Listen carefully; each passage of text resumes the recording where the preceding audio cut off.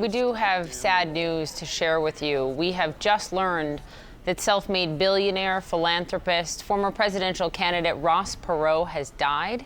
He was 89 years old. Of course, you will know him for his 2 runs for the presidency, both in 1992 and then again in 1996. Our Wolf Blitzer has a look back at his remarkable life.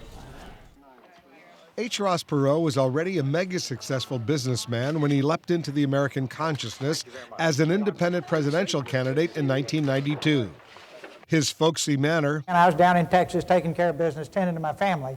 This situation got so bad that I decided I better get into it. And his laser-like focus on the economy, we have got to stop sending jobs overseas, made Perot one of the most successful third-party presidential candidates in U.S. history. He won almost 19% of the vote in 1992. From the beginning, Perot's campaign struck a chord with those seeking a third-party candidate. He threw his hat into the ring on CNN's Larry King Live. Number one, I will not run as either a Democrat or Republican because I will not sell out to anybody but to the American people. And I will sell out to them. In a presidential debate, he attacked both Republican President George H.W. Bush and Democratic challenger Bill Clinton with equal vigor about the nation's debt. Now, it's not the Republicans' fault, of course, and it's not the Democrats' fault. And what I'm looking for is who did it. Perot also directly challenged both candidates' support of NAFTA, the North American Free Trade Agreement. Perot feared it would cause the loss of American jobs. There will be a giant sucking sound going south. Perot's campaign against NAFTA continued beyond the presidential race. The Clinton White House responded with a challenge, a one-on-one debate with Vice President Al Gore, live on CNN with Larry King as moderator. Yeah, I'm listening. I haven't heard the answer, but go ahead. That's because you haven't quit talking. Well, I'm listening. How do you stop it without NAFTA? Are you going to listen? Work on it. It was watched by millions of viewers. Just over a week later, NAFTA passed both the House and Senate. It took effect on January 1st, 1994.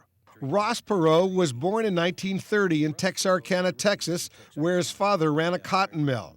He graduated from the Naval Academy in 1953 and spent 4 years at sea. He started electronic data systems in the early 1960s. It later became one of the world's largest technology services companies, processing data. Perot became a billionaire in 1984 when he sold a controlling interest in EDS to General Motors for $2.5 billion. A couple of years later, he started a second data processing company, Perot Systems Corporation. It sold to Dell in 2009 for almost $4 billion. In 1969, President Richard Nixon asked Perot to seek better treatment for U.S. prisoners of war in North Vietnam. He traveled to Laos, where he met with ambassadors from Russia and North Vietnam. Perot made headlines again in 1979. When 2 EDS employees were taken hostage during a revolution in Iran, he organized and paid for a successful private mission to rescue the men and bring them home. Perot ran for president again in 1996, but this time he was barred from the debates. So he bought network airtime and broadcast a series of infomercials to explain his personal vision for America. Perot won only 8% of the vote in '96. Wolf Blitzer, CNN, Washington. All right, our Jamie Gangel joins us now on the phone. And Jamie, of course, our thoughts with his wife, Margot. He is survived by her and their 5 children together. You covered him for years. Tell me what he was like. I think that Ross Perot, Poppy, was perhaps the original Maverick. We use that term a lot, from his voice to his style, very plain spoken. Before Donald Trump captured the American public, certainly Ross Perot did as an independent.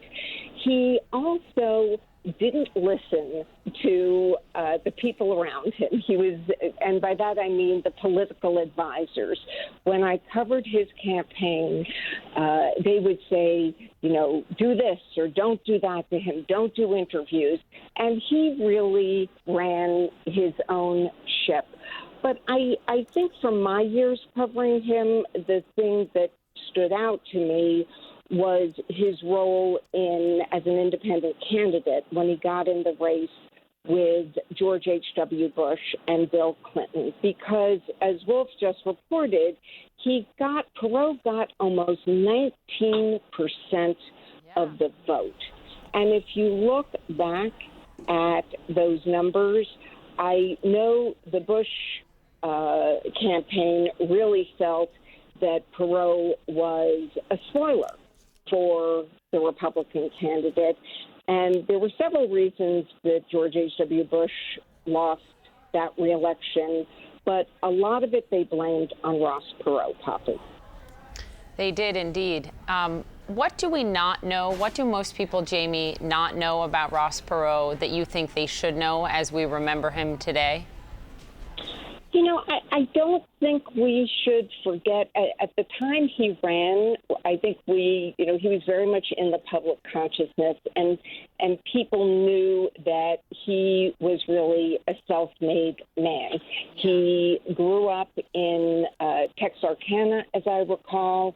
He went into the Navy, became a salesman for IBM, and very quickly became a top employee.